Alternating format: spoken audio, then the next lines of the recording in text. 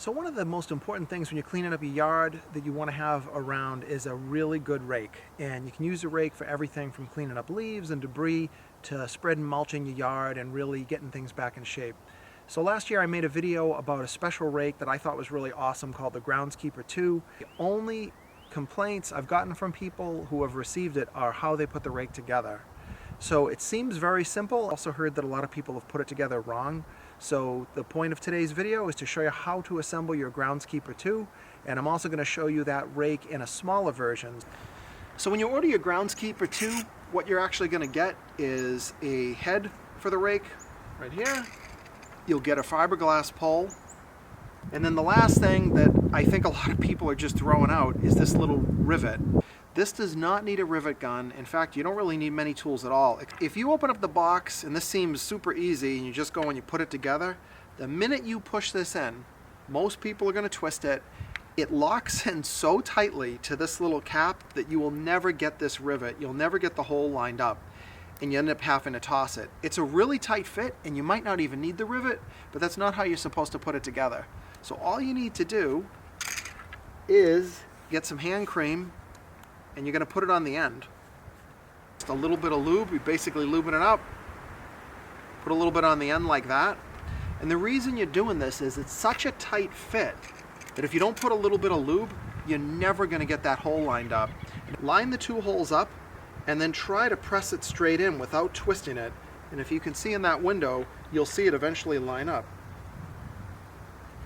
But if you have to twist it, now that you've got that lube on, and if you can see closely as I give that a little twist, now the holes are lining up, or just about, just a little bit more. And now if we look right in there, you can see the two holes lined up. If you're watching this and you think it's really easy, I'm telling you it's not, and if you don't put that hand cream on it, you won't get it in like this. It's really difficult.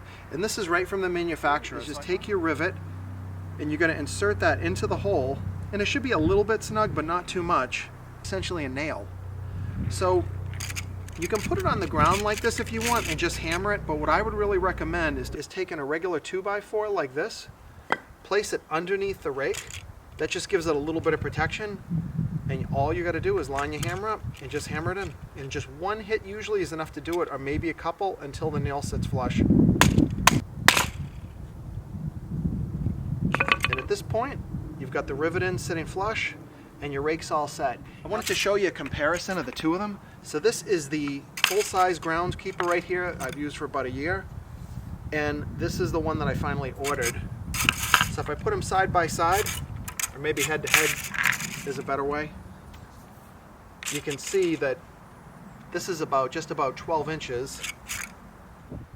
This is another really great spot that I always wanted a rake for, but with the bigger Groundskeeper, it was tough because whenever I'd rake here, it would always go onto the lawn and it didn't make it easy. So look at the size of this. This is perfect for areas like this that are really tight.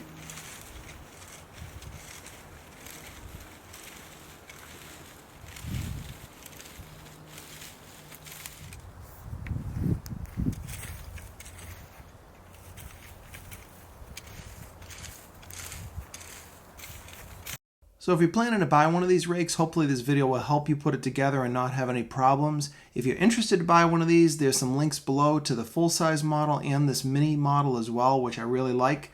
And I think if you decide to get one of these, you'll really love it, and hopefully it'll last you a long time. Thanks for watching, and please give me a thumbs up and subscribe to my channel if you're not already.